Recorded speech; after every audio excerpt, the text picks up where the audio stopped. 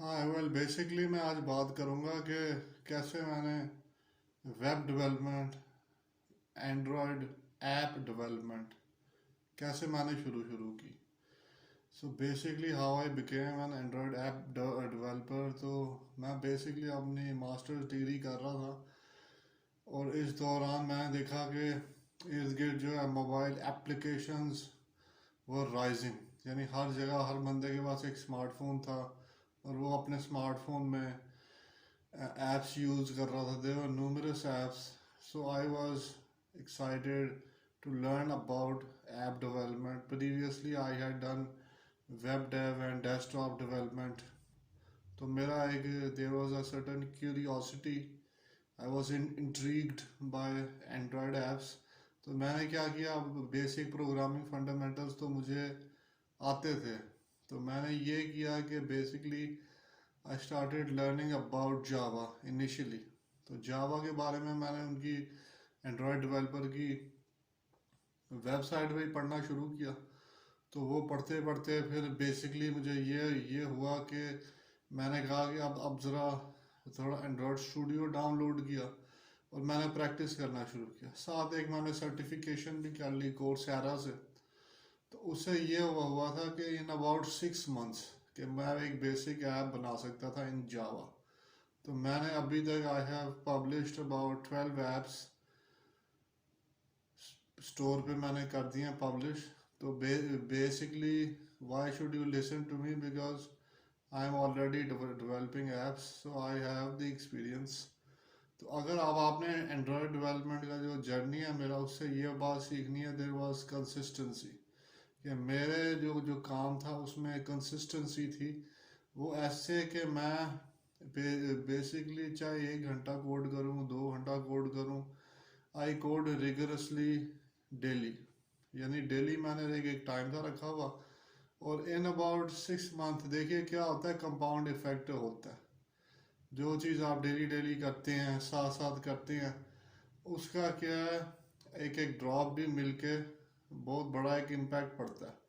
तो अगर आपने साइड हसल शुरू करना है या एंड्रॉयड ऐप डेवलपमेंट सीखनी है, तो आपको अंदर there should be a lot of consistency. Diligently you have to code every day.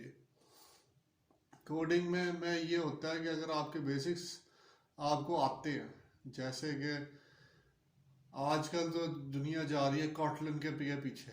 So basically Kotlin is Android first.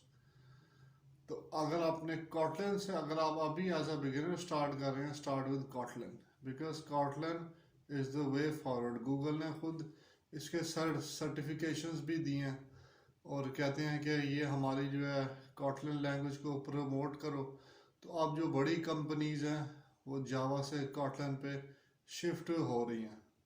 तो बेसिकली आपको जो जो रोड मैप है उसके अंदर के अंदर आपको बेसिक्स जो हैं जैसे कि कॉटलन के वो आपको पता होने चाहिए, जैसे कि variables, loops, decision making, if statement, conditionals, arrays, and there are certain more other data structures and algorithms you should also know. So अपनी ग्रिप जो है, आपने देखिए जो भी आप काम डेली करेंगे ना, अब आप जिम जाएं ज़रा एक दिन और आके आप अपनी बॉडी चेक करने लग गए मिरर में कि कोई कोई फ़र्क पड़ा है कि नहीं पड़ा. तो कोई फ़र्क नहीं पड़ेगा.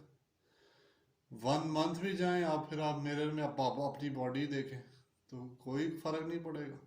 फ़र्क पड़ेगा in the upcoming years. So diligently code every day. तो मैंने जब जब कोडिंग स्टार्ट थी की, तो मेरे पास जो बेसिक्स थे, because I was a dot net programmer, C sharp और वी बी में मैंने बेसिकली काम किया हुआ था. So I didn't have any issue shifting to Android dev.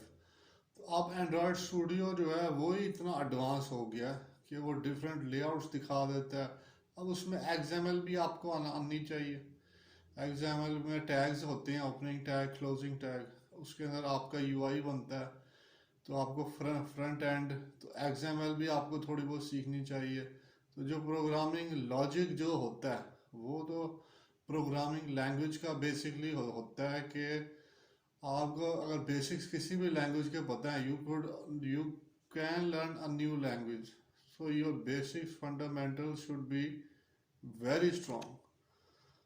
तो उस जैसे कि एक जब जब बिल्डिंग बनती है तो बिल्डिंग में सबसे ज़्यादा काम उसके बेसिक्स पे होता है, फंडामेंटल्स पे, ग्राउंड, कि वो उसका ग्राउंड स्ट्रांग हो।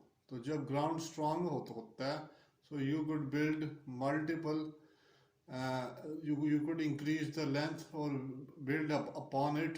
So your basics and fundamentals should be really strong. जैसे कि primitive types, primitive data types, derived types, and how does the Android architecture work. आजकल उसमें बहुत सारी लाइब्रेरीज हैं, जैसे कि जेट पैक, रूम डेटाबेस और फायरबेस। अब मैं एक बात बताना चाहूँगा कि मोस्टली 90% ऐप्स के साथ एक डेटाबेस भी लगा होता है।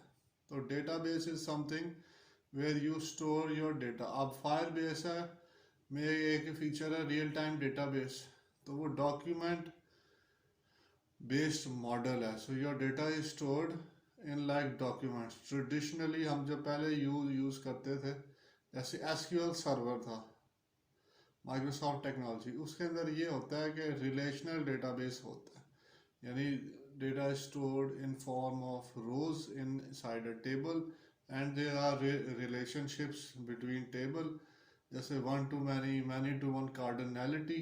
सो पहले ऐसे काम होता था। अब ज़्यादातर काम शिफ्ट हो गया डॉक्यूमेंट बेस्ड, जैसे फायर स्टोर है, document based model, real time database है। वो एक बड़ा ज़बरदस्त एक डॉक्यूमेंट की तरह स्टोर करता है and its retrieval is also very easy.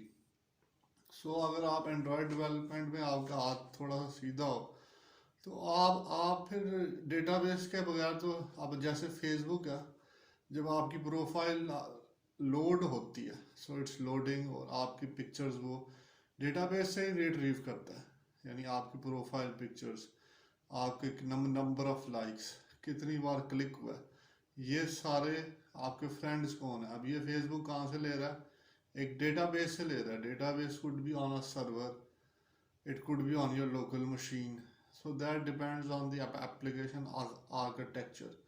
So databases में आपकी ग्रिप होनी चाहिए बहुत स्ट्रॉन्ग। दूसरी बात है ऑब्जेक्ट ओरिएंटेड प्रोग्रामिंग।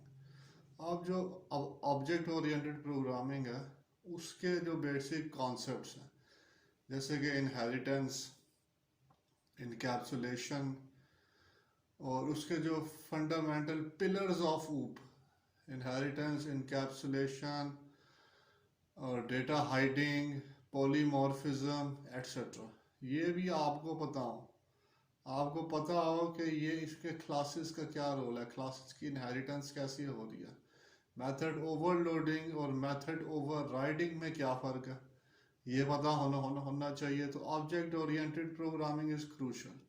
उसके बाद थोड़ा सा एडवांस हैं, तो आपको डेटा स्ट्रक्चर्स और एल्गोरिदम्स भी आने चाहिए। अब अगर आप 6 महीने लगाते हैं कॉटलिन सीखने में, एंड्रॉयड ऐप डेवलपमेंट में, आप एक बेसिक ऐप बना लेंगे। जैसे कि मैंने अपनी पहली ऐप बना ली थी विद इन अ मंथ। आप अगर चाहें, आप इस कॉटलिन की जो वेबसाइट है उस पर फ्री डॉक्यूमेंटेशन पड़ी हुई है, code labs. You go step by step and you get to store and retrieve information, databases या recycler view क्या है, list view क्या है, ये सारी डॉक्यूमेंटेशन उसके अंदर ऑलरेडी पड़ी हुई है कॉटलिन वेबसाइट में।